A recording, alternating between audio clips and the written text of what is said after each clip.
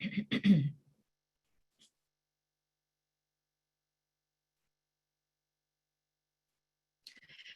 afternoon, everyone. Thank you so much for joining us for this Brennan Center of Justice program. My name is Vivian Salama. I'm a national security reporter for the Wall Street Journal. Before we begin our program today, just a few housekeeping tips for those of you at home. First, we're going to leave time for questions at the end of the discussion. So if you have a question you'd like to ask, feel free to add them via the question and answer box. It's not ideal. We're hopefully at the end of this long tunnel with the pandemic, but we want to be as interactive as possible. So definitely send us your questions and tell us who you are, your affiliation if you want. We really want to make this interactive. And second, we provide live closed captioning. So if you're working from home with someone in the room, you can still watch us on mute and you'll get all the information. So definitely take advantage of that. Now, for those of you joining us for the first time, the Brennan Center is a nonpartisan law and policy institute that works to repair, revitalize, and when necessary, defend our systems of democracy and justice. And so we're also so grateful to our producing partner for this event, NYU's John Brademas Center, which advocates for civil debate in politics and public policy. And so with that, let me introduce our guest, although to many of you, I'm sure he needs no introduction. As Deputy National Security Advisor to President Barack Obama, Ben Rhodes played a critical role in shaping U.S. relations with the rest of the world. After the 2016 election, however, he teamed up with former White House colleagues to host Pod Save the World, a great podcast about foreign affairs, as well as traveling abroad in the hope of better understanding undemocratic currents at home. In his new memoir, which I've got right here, After the Fall, Being American in a World We've Made, Ben Rhodes, I'm already butchering the name of your book, Ben, I apologize. After the Fall, Being American in the World We've Made. Rhodes shares insights gleaned from politicians, activists, dissidents who have been on the front lines of the fight against authoritarianism and ethnonationalism in their own countries. And while clear-eyed about how the United States has contributed to these global trends, he offers a vision for how the country can usher in a brighter future. And so we're so grateful that his book has brought Ben to speak to us today at the Brennan Center about his thoughts. So Ben, welcome to you. Thanks, Vivian. I'm really glad to be here. It's great to see you. So first, congrats on the book. I poured through it in the last couple of days, a lot of interesting topics that you blend together to really try to understand what's happening at home through what's happening abroad. Can you just share with our audience sort of an overview of what you tried to do with this book? Yeah, I guess the point of origin for this book is that when I was kind of peeling myself up off the ground after the 2016 election, trying to make sense of why everything seemed to be moving in the wrong direction, not just in this country, but around the world, I started to travel a lot. And I started to notice that, I could see more clearly what was happening in America from abroad. It felt a bit like being in a family with some challenges, and then you have to talk to people outside of it to understand what's going on in your house. Not that that's ever happened to me. And I remember, the kind of jumping off point for me is I was talking to a Hungarian anti-corruption activist. We were in Berlin. And I said, well, how did Hungary go from being a democracy to basically an autocracy in a decade? And he said, well, it's quite simple. Viktor Orban, our prime minister, was elected on a right-wing populist backlash to the financial crisis. He redrew parliamentary districts to favor his party, packed the courts with right-wing judges, financed through corruption and some cronies who then bought up the media, turned it into a right-wing propaganda machine, and changed the voting laws to make it easier for his supporters to vote, and wrapped it all up in a nationalist bow where it was us versus them, us, the real Hungarians, against them, Muslims, immigrants, George Soros, liberal elites. And, I'm listening to this guy and thinking, well, it could be describing my decade in America. And so I set out to really try to understand that what we're dealing with in the world is really one trend, a global trend in the direction of greater nationalism and authoritarianism, with these different flavors. Hungary is very much like the American one. I felt like the Hungary chapter I could have been writing to some extent about America. Russia obviously has been a driving force behind a lot of this, and I get into the origins of that. And then I look at China and Hong Kong, and I kind of immerse myself in the Hong Kong movement, while tragically it had its high water mark and then was essentially snuffed out. And I was just, what are the structural forces taking place in this country and around the world that are contributing to this? I wanted to understand that through the stories of all these people living these trends. Oops, I'm the guy who didn't, that sounds like fun. And I worked my way back to America. And ultimately, a book that I thought was going to be about the world ended up being much more about America than I thought when I set out to write it. It's really interesting. You know, when I picked up the book, I assumed that you went on this quest because Hillary Clinton lost the election, Donald Trump won the election with a very big shift in a lot of worldviews, sort of American ideals. And one of the first things that you talk about is that this isn't because of Donald Trump. And that was the first thing that kind of caught my attention. Sort of early on in the book, I want to read a short passage. You said, the Tea Party was built on the wreckage of American capitalism, American leadership, and the Republican Party making it possible for everything that came next, including Trump. It was American version of Orban's civic circles, a blend of bottom-up anger and top-down financing seeded by Charles and David Koch, two billionaires who were among the Republican Party's largest donors, and their innocuously named organization, Americans for Prosperity. And so you kind of went back to when President Obama became president and talked about sort of what happened moving forward from there, that it wasn't just Trump, but that sort of it blew up at that point when President Trump came into office. So if you can elaborate more on that, sort of take us back the 8 years to when you were at the White House and what you were seeing. Yeah, I mean, well, this whole book can be read in a lot of ways, but one of them is an argument that Trump is not at all the driving force behind any of this. He was kind of like a little gasoline on a fire that was already burning, maybe a lot of gasoline. And to me, the centrality of the 2008 financial crisis really matters here, because part of the story I tell in each of these countries, which was these countries were all on the other side of the Iron Curtain, right? So things changed dramatically, particularly in Hungary and Russia after the end of the Cold War, is that crisis was far more disruptive to global politics than was fully understood, I think, at the time, at least by me, to be honest, in the sense that when I talked to people in other countries, what was clear is that the bottom fell out in terms of any remaining confidence in like American-led globalization. That was the event that made people, already, the Iraq War had happened. There was a lot of thought of, do these people really know what they're doing? The spread of global capitalism was creating inequality that was getting more and more apparent. American technology, which we'll get to, was kind of being unleashed on the world in ways that were incredibly disruptive. And the post 9/11 American national security apparatus that kind of created this us versus them securitized lens through which America was engaging the world. So there was a lot of ground that had been plowed even before 2008. Then this huge event happens, and it makes it appear like, well, this system is rigged. This system doesn't benefit anybody except some people at the top. And at the same time that globalization was challenging people's traditional identities. And so the different, it's interesting, the three different places I talked to people in particular, I got three very interesting answers that overlap about that event in 2008.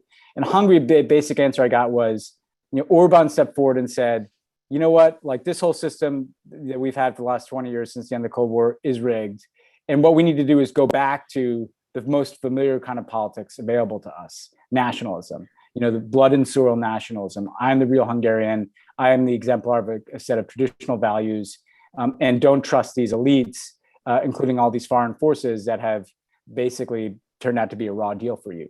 And there I heard a lot of echoes of the Tea Party in the sense that, the Tea Party was this kind of strange mix of people who were angry about the financial crisis, who had real grievances in their lives, but also, let's face it, like there was a racialized backlash to a Black president, and I remember seeing, crowds of people chanting, "Take our country back," and the commentaries about how these people are so upset about, deficit spending. And I didn't really think that was the case at the time, but there was this mixture of something structural with something uniquely American in that case. In Russia, Alexei Navalny is what my character said, well, look, Putin's argument had always been that essentially, our system may be a little bit corrupt, but so is theirs. The whataboutism that Putin is the master of. And '08 was like the perfect example for him. And Navalny said to me, it was very easy for Putin to say, well, look, all the little people are getting screwed and the rich people are getting bailed out. see it's the same everywhere. So you might as well have that Russian strongman who gives voice to your grievances, who seems like he's offering you a place on the team, as it were. And then I think most kind of interestingly in Hong Kong, I sat down to interview kind of an anonymous official of the Hong Kong government. And I said, hey, I'm working on the rise of nationalism and authoritarianism around the world. And he said, well, it's very simple. It's 2008 was the moment when liberalism was discredited in the West, and that gave rise to your nationalism. And 2008 was also the moment when the Chinese government was like, wait a second, why are we biding our time? We can challenge these guys now. Like they don't know what they're doing. They're on their back foot. And I felt very acutely in the Obama years, this kind of rising set of nationalist leaders, the sense of global politics moving in a more authoritarian direction, China becoming steadily more assertive. I think that the 2008 crisis was an accelerant to, I think, a sense that the liberal democracy that we thought was going to take over the world after the end of the Cold War had not lived up to its expectations. And we were living through a backlash. And the 2008 crisis obviously is, I think, part of what turbocharged that backlash. So much has developed sort of beyond the themes that you hit on in the book with regard to Russia. You interview Alexei Navalny in the book. We have seen that he's gone into detention and hunger strike, in and out of hunger strikes, and the Russians have really clamped down on his ability to mobilize any opposition in the country. In Hong Kong, we've seen the Chinese clamp down on rights there. Viktor Orban is kind of increasingly holding on to power uncontested. Even, Belarus, just a couple of weeks ago, we saw this incredible situation where an airplane was essentially hijacked in the air to remove a journalist who is opposing the government. And so, obviously President Trump is out of office now. And so we sort of sit back and watch as Americans. There was a lot of talk of like, that the U.S. was kind of contributing to a lot of these discussions, that President Trump wasn't tough enough on a lot of these governments to try to exert America's views and ideologies in the world. And so I guess what I'm asking is, here we are in 2021, we have a new president, but we're still seeing a lot of these trends. And so where do we go from here now that Democrats are back in office? President Biden has tried to call out the Russians and the Chinese. He's meeting with President Putin this week. Where do you see this all going? Well, the book is meant to be in part a warning that we're not going in the right direction. And the experience of writing this book, and one of my main characters in Russia, Alexei Navalny, is literally poisoned and imprisoned while I'm writing it, after having interviewed him a bunch over the summer, and even texting with him after he was poisoned, knowing he was going to go back to Russia and face the consequences he did. And then these young Hong Kongers who I was talking to, some of them had to leave the country. So I experienced our election as we got a second chance, but it's not the end of the story. I think there are two things I'd say to answer your question. The first is the causes for hope I found are, first of all, I think people are just much, much more aware of these issues than they were a decade ago. I mean, the things that I talk about in this book, the threats to democracy, the fact that there's an authoritarian playbook that is being replicated around the world, the dangers of social media as a tool of disinformation and potential surveillance, all these things are much more front and center in our debate and dialogue, in part because of groups like the Brennan Center. And that's good. That's hopeful. And then also, I think that if you look at the movements I kind of profile, there's much more mass mobilization happening around the world than any time I can remember. And it can feel like it's a failure. But the thing is, all movements fail repeatedly until they break through. And then usually there's a flood, right? And so I hope, the hopeful point is that the Hong Kong movement innovated in a lot of ways that I describe in terms of how do you rally a whole society to essentially, and I find it hopeful just that they did that, because we hear a lot about how the Chinese model is more attractive because it may be totalitarian, but it delivers prosperity. Well, there's one city that had an option to opt in. It was Hong Kong, and basically the whole city wanted to opt out. But the way in which they created a culture and an identity around democratic mobilization, the way that someone like Navalny really found Putin's vulnerability in spotlighting his corruption. Even in Hungary, the opposition's gotten some traction by deciding we're all going to unify. Everybody who's against Orban, we're to get under one umbrella, one tent, and run against his authoritarianism and corruption and offer people a Hungarian identity that's consistent with democratic values. I think there are lessons we can draw from all these movements if we feel connected to one another. I think in America, the most important thing we can do, part of what I kind of learned, I already had an instinct, but really learned in writing this book, is as someone who worked on, what seemed like really big foreign policy issues at the time, like, the Iran nuclear agreement or Cuban normalization.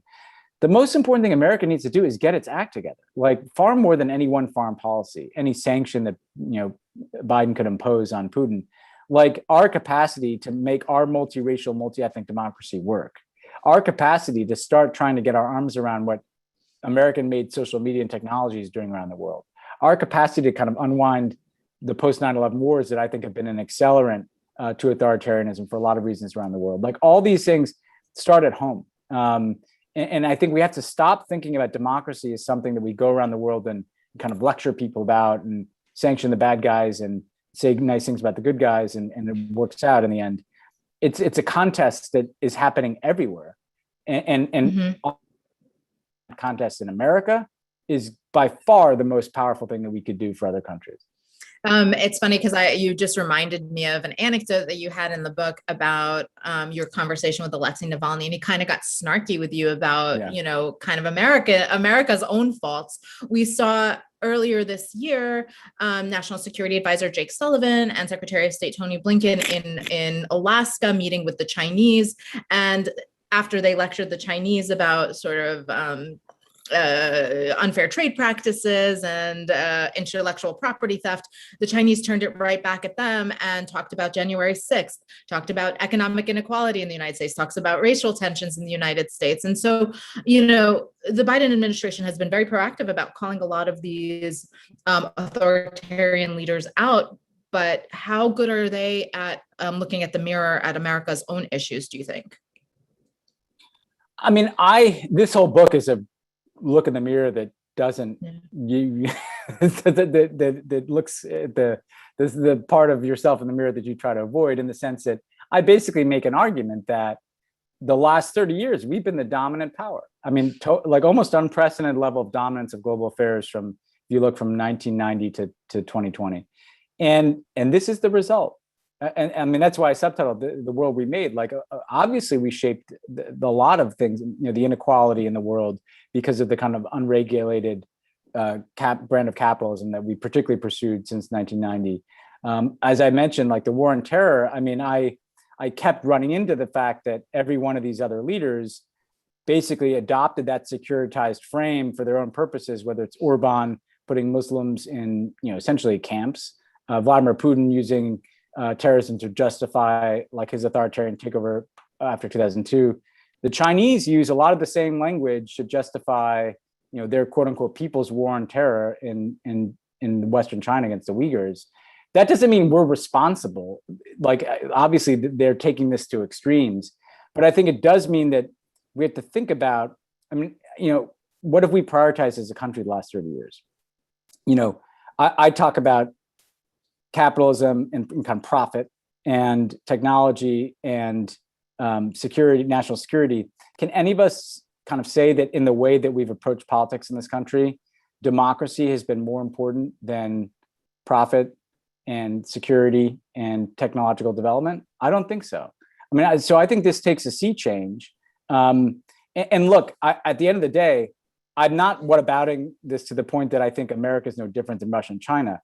The reason I think that this doesn't go all the way to kind of just a left critique that says America should just mind its own business is because if we mind our own business, the people who are going to be completely driving the train of world events are Xi Jinping and Vladimir Putin. I think what America needs to recognize is that we have two stories of who we are as Americans.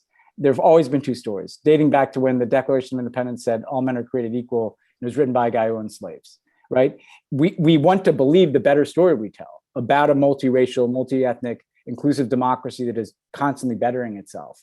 But we have to do the work to get there. And I think that when I look at the Biden team, they've done a very good job of explaining the stakes of democracy. They've clearly decided to internalize, I think, what is a true argument, an important argument, that democracy has to prove that it can deliver, that it can solve problems, that it can make investments, that it can build infrastructure. That's all true. But there's another big piece of this, which is the health of our democracy. And I do think they need to do more work on that. And by the way, that's passing like the types of laws that we may talk about on voting rights and other things. But it's also kind of a whole of society thing that the president alone cannot do. I mean, part of what I experienced in the Obama years was a belief that, well, I like the president, so I can kind of check out of these things. Well, these are contests that are going to be waged about essentially what America is, what our identity is. And there's a role that citizens have to play, that local governments have to play, civil society has to play, the media has to play. And frankly, that's the only way Joe Biden got elected too. I mean, it was this kind of mobilization of a lot of different sectors of American society who were saying like, we can't continue to do this. And so I think from Biden on down, we need to take this more seriously. You talk to a lot of White House officials, right? White House officials right now, and they'll tell you, we do want to engage more with the world, but right now we have a lot of problems at home. The pandemic, the economy was really lagging because of the pandemic, and so they say let's focus internally for the time being before we can kind of project our interests abroad. And it kind of harkens back to the Obama days where you all came in during the collapse of the global economy. And so I'm wondering, do you see any similarities? The world is so different all these years later. And so do you think that we can sort of focus internally and kind of get ourselves back on our feet post-pandemic? Or, is that going to kind of give opportunity to our adversaries to take advantage of that? I see similarities in the sense that, like, you come in, you're dealing with, in our case, the financial crisis, in their case, COVID. The people who elected you want to see you fixing those problems, and you have to pass your domestic agenda. And every minute that it seems like you're not focused on that is a waste of time. So foreign policy. But when I look back on, say, 2009, 2010, one of the regrets I have, and obviously we didn't necessarily know. We got hit by a freight train of Citizens United, which opened up the spigot of dark money in our politics. And we got hit by the Voting Rights Act being essentially gutted by the Roberts Court. But, we had 60 votes in the Senate. I wish, when I look back on that, is there more we could have done to kind of strengthen and fortify our democracy? And then that's everything from confirming judges to perhaps having to pass voting rights laws, although it was hard to know what was going to happen to the Voting Rights Act, to immigration reform, like these things that can seem less popular than building infrastructure and politically contentious, and that provoke fights where the Republicans call you horrible things. If you keep putting those off, you may never get to them, because we lost Congress in 2010 in that midterm election and never had control of Congress again. And so immediately kind of a ceiling was put on what we could do. So I'm sympathetic to their desire, and I kind of walk people through in the book. Obama used to say to me, America is like an ocean liner, and it takes a while to turn it around and point it in a different direction, because there's so much momentum behind the policies and markets and national security policies that you're inheriting. And it felt like it took 8 years to just steer this thing in another direction. But what we didn't do that really needs to be done is that the ocean liner itself needs to be renovated. It needs to, like, someone needs to go down under deck and renovate this thing that has become an inequality producing machine, a disinformation producing machine that has been warped by trillions of dollars spent fighting terrorism, which makes absolutely no sense from the perspective of 2021 with climate change and pandemics. And so I think what they need to do, which is hard, is, just because it's hard to get Joe Manchin's vote on something, doesn't mean you say, well, we can't pass this, we have to move on to the next thing. No, this is the existential thing that you cannot afford to get wrong. And you have to figure out every way that you can to go to attack this issue of how do we strengthen our democracy, or else, you could be left in a situation where nothing you say and do matters if the Republicans win the House in 2022, and then they basically distorted voting in this country to make the 2024 election yet another existential election, which we thought we dodged that bullet in 2020, and then all of a sudden it's coming at us again in 2024. Speaking of partisan wrangling, a recent Brennan Center voting laws roundup found that lawmakers have introduced at least 389 restrictive bills in 48 states in the 2021 legislative sessions. Last month, Senate Republicans blocked the formation of a bipartisan 9/11 style commission to investigate the January 6th insurrection. And the former president has continued to go out there, including this weekend, casting doubt over the legitimacy of the election. We even saw this weekend that Democrat Senator Joe Manchin of West Virginia said in no certain terms that he would vote for the Democrats' far-reaching bill to combat voter suppression. And so you have this situation right now where there's just a lot of uncertainty about kind of, as you were talking about, getting an agenda through. I mean, can you build on that a little bit? And specifically with the voter suppression issues, how does that play into this broader theme that you've written about in the book? I think we have to understand that the things that were unimaginable can happen here. And that's been the experience the last few years. And this can get much, much worse. I mean, essentially, these voter suppression laws are seeking to allow Republican officials, not, let's be clear, it's just Republican, kind of pick who wins elections. And these are people that have decided to live in a totally alternative reality. There's no reason that this country can't become more and more this kind of blend of a dystopia, in my view, that's kind of capitalism, technology, and authoritarian politics wrapped up in nationalism, which is kind of where the rest of the world is going. And to me, so what do you do about that if Joe Manchin is being stubborn? If you look at these right-wing movements, including the Republican Party in this country, they are relentless. They don't, say, "Oh, we didn't win one fight in Congress, so we're going to go home." They have worked at the grassroots level, at the local level, at the state level, at the state legislative level. They have funded their own civil society. They've connected to right-wing movements abroad, and they never stop trying to do this. Some of these voting laws are things that they tried passing before and they couldn't. They tried again. So I think we have to have a similar mentality. Those of us who care about these things, we don't just stop now. I'd like to see the Biden and Harris administration continue to raise this again and again, continue to put forward pieces of legislation that address pieces of this voting issue. If Joe Manchin doesn't like this one, well, we're going to keep introducing this stuff, but that's got to connect with a bottom-up effort. If you take what Stacey Abrams basically built in Georgia and several other states, and you're nationalizing those kinds of efforts of trying to register people, trying to educate people, trying to motivate people to be involved, it's going to take, this is a generational thing. We're not going to get it done in 2 years or 4 years, but I think we have to be as relentless and persistent as the people trying to take away democracy if we want democracy to survive. And I think that's on all of us, but we can do it because I'm convinced, and all the data shows, there are more of us than them if you're just counting on who wants democracy in this country and who doesn't. But we can't say, well, because Joe Manchin wrote an op-ed for his West Virginia paper, we're giving up on voting and moving on to other things.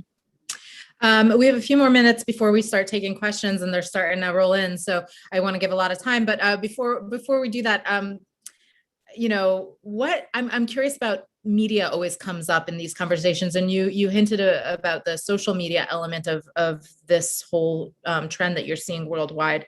But even mainstream media, I mean, you talk a little bit about some of the networks in your book and things like that. I mean, what trend do you see in America and abroad with regard to the media, and where do they fit into this sort of shift that you say is alarming both here and abroad? Well, I think that the media kind of got fractured over the course of the decade that I was at kind of the top of American politics, and that the old newspaper broadcast news model got exploded by social media, and with incredibly destructive consequences. And just to take the social media piece and then work its way back to, like people like you, Vivian, who are so important. When people start consuming the bulk of their news on social media, like that has proven to be both incredibly divisive in the sense that the way that social media algorithms are written is meant to radicalize people as much as possible. People are fed information that triggers that. It was very telling to me that when Trump started his blog, nobody went to that. People were being force fed on Facebook and Twitter their daily dose of Trump because they knew it would get engagements and reactions. But what people like Putin and Xi figured out, well, this is the perfect tool of disinformation. All I need to do is create an enormous volume of content. And a guy like Navalny told me, look, he lives in this crazy universe where, there's a huge volume of stuff saying that he's an enemy of the Russian state and he's a criminal and all this. Then there's a whole other conspiracy theory saying that he was a Russian agent, and Putin could just create realities around him. And then in Hong Kong, the young protesters told me that the total control of not just the social media, but of data made people realize that, like, it's not just the Facebook posts that I like that are going to potentially send a message to the government. They're going to be able to track what websites I'm going to. They're going to be able to even, track what emails I'm sending. They're going to begin to shape what I think, and because they're shaping what I say and what I consume. And the extreme version of this, one young Hong Kong person told me is, they want you to point at a deer and they want to be able to tell you that's a horse. And so I think that where this comes back to traditional media is that people like Trump and Putin and Xi want to create an entirely separate reality that is not reality. And this is characteristic of every authoritarian system. You have to reinvent and place your followers in a different reality that is disconnected from facts, because that's how you will always escape accountability. And I think the imperative on the rest of the media is to not legitimize the alternative reality by saying it's somehow on par with those of us like me who may be wrong about all kinds of things, but at least are offering our judgments and opinions rooted in a set of facts. Media has to be the anchor to facts and to the idea that there is something called reality. And it has to not fall into the trap that it too often does in this country, where there's kind of a equal time ethos given to people who are just making stuff up that is insane, and people who are trying to point out that that's not true. Right. Can you very briefly, I just wanted to hold up the cover. This is there's a picture of Hong Kong on the cover of your book. Can you just very briefly, before we go to the audience, tell us why you chose Hong Kong for that? I chose Hong Kong because I felt like Hong Kong, when I was wrestling with the world, Hong Kong felt like both a warning and a hopeful thing to me at the same time, in the sense that these are the people that kind of see where the whole world has gone, because it was encroaching on them first. This kind of authoritarian technology capitalist future in which they have no rights and no identity. And so I wanted a cover, I asked for a cover that is a Hong Kong protest that also looks like it could be in any city, because that was the message I was trying to communicate. Like, we need to listen to these people and learn their story, but all of us are part of this. And unless we mobilize like they did, we could all end up where they ended up. Great. Okay. So we want to get through as many of these as possible. There are a bunch coming in. Susan Fishback, I hope I pronounced that right. If the For the People bill does not pass in Senate, is American democracy dead? She says, my children who are in their late 20s believe so and are very discouraged. I think I've encountered a lot of young people who we should be worried about how discouraged they are, because they're ready to tune out. And that's frankly what authoritarians want. A common characteristic is they want you to be apathetic and cynical. I think that's why, if the For the People Act is dead, you have to try to repass, just every piece of that bill should come back in Congress in its own form. Every piece that infuses that bill needs to be pursued wherever it can be at the local and state level, right? So that it's not all or nothing on this one bill, that we are kind of making a run at how much can we get done in the next year or two. If anything can get done on voter protection, we need to do that. And if we can't get enough done, we also then need to go out and individually register every single person we can to vote and educate them about the insane procedure that they're going to have to go through to vote. It's tiring, but it's worth it. I'd rather do that than just sit back and let the freight train that is coming barreling towards our democracy hit us.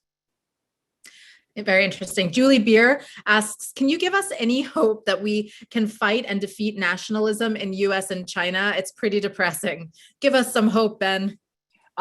Yes. I think I'm hopeful at the end, because America we were supposed to figure this out.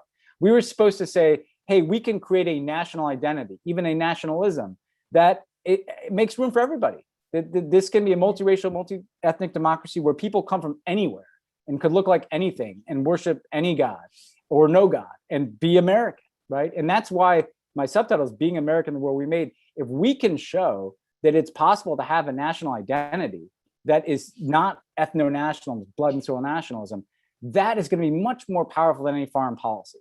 And I think that's what the world chiefly wants to see from us.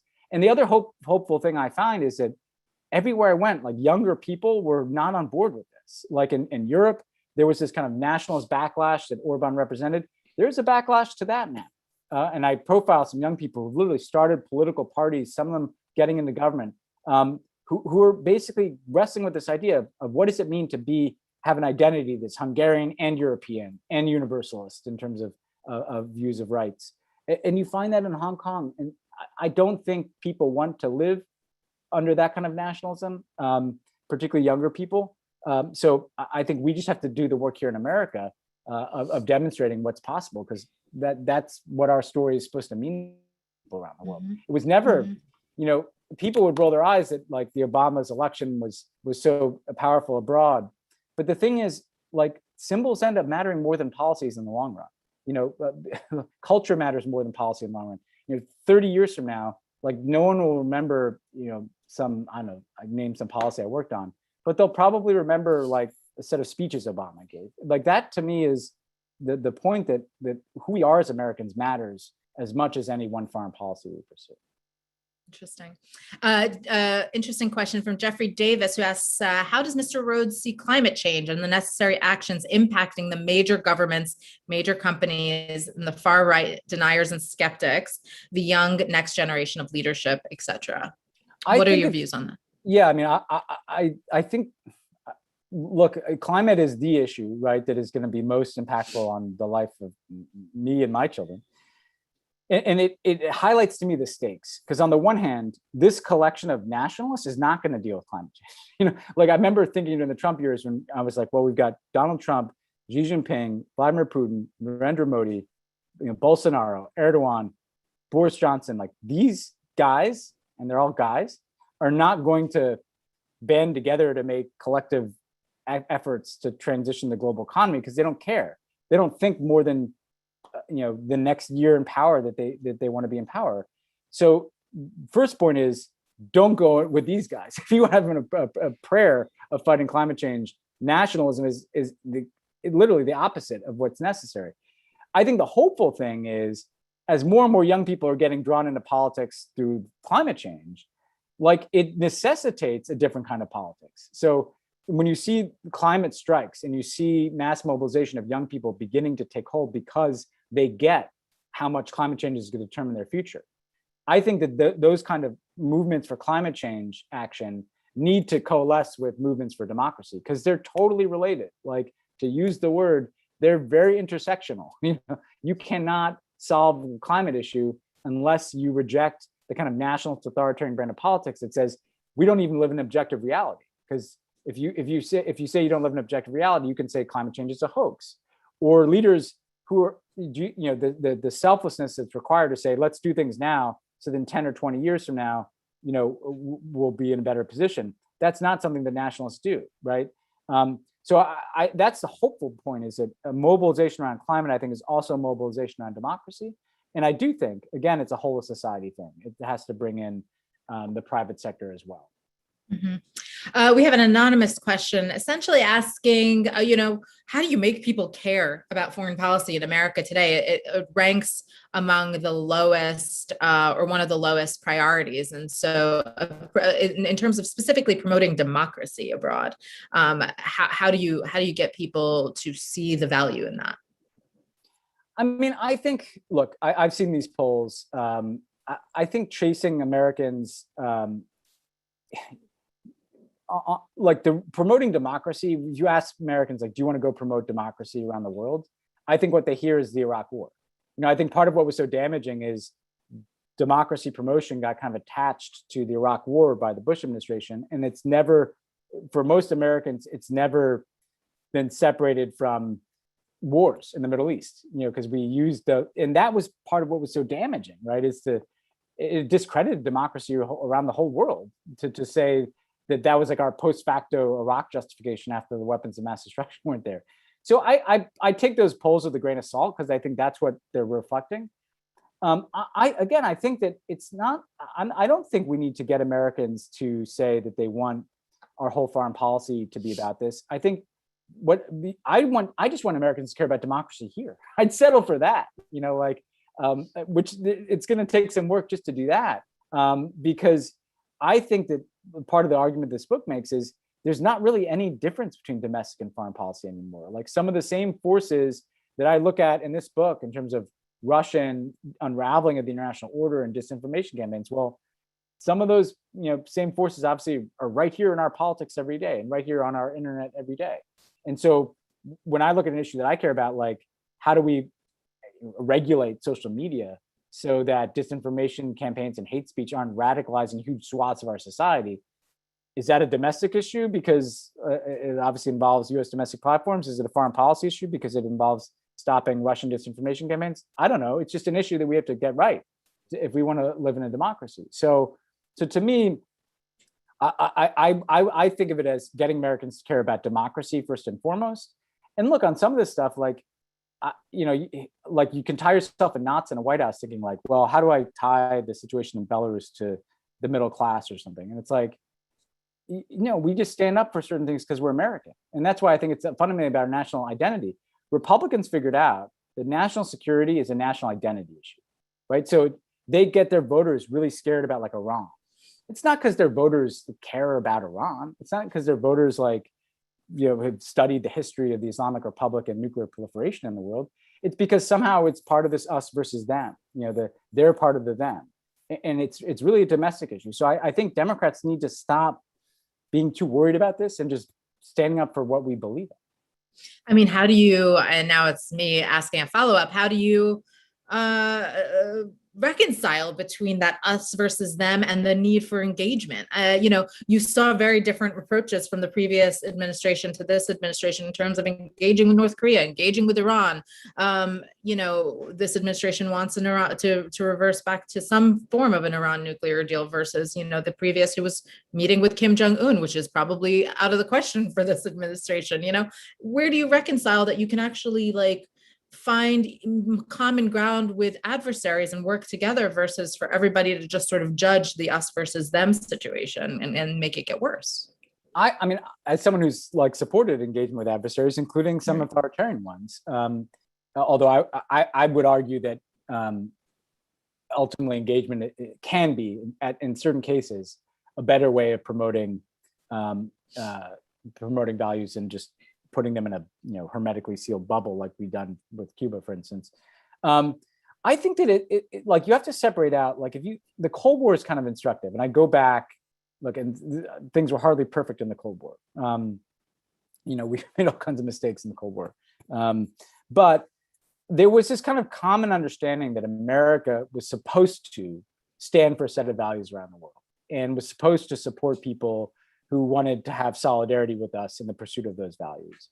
And frankly, that created its own pressures at times, right? Because in the 80s, for instance, when we were supporting the South African government because they were anti-communist, our own rhetoric about democracy was totally irreconcilable with support for an apartheid government. And that forced its own kind of change.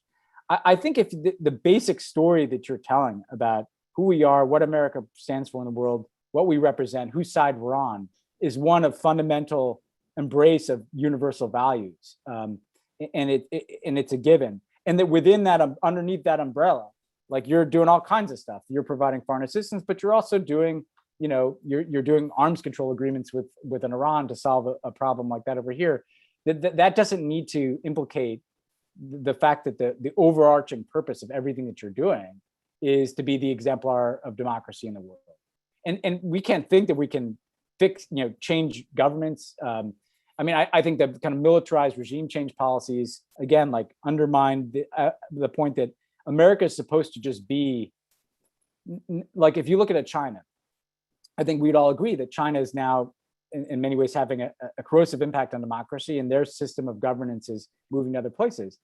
Well, it's not because that's not happening because China is going and knocking over other governments and putting in place Chinese governments. It's because there's just so much momentum behind the growth of their economy and their confidence in their system. And when they make relationships with countries, they kind of end up having an influence. A lot of this is intangible, that if America just embraced that identity and that mission of being the exemplar of democracy in the world, we're able to be complicated and nuanced, and the fact that we have to make agreements with people we don't like at times, but we have a North Star that everybody understands. Right now, the world does not look at us and assume that our North Star is democracy, and that's where we have to get back to. Thanks, Ben. We're going to have to leave it there. Thanks to everyone for their great questions. Congrats on your book, everyone. There's a link in the chat if you want to go and check it out and get yourself a copy. I highly recommend it.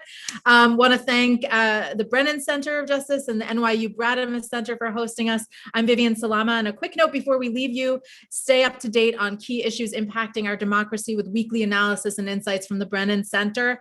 You can also sign up for their newsletter. Thank you all so much for joining us. We really appreciate it. Ben, thank you very much. Best of luck, everyone. Have a great day. Thank you. Thanks so much, Vivian.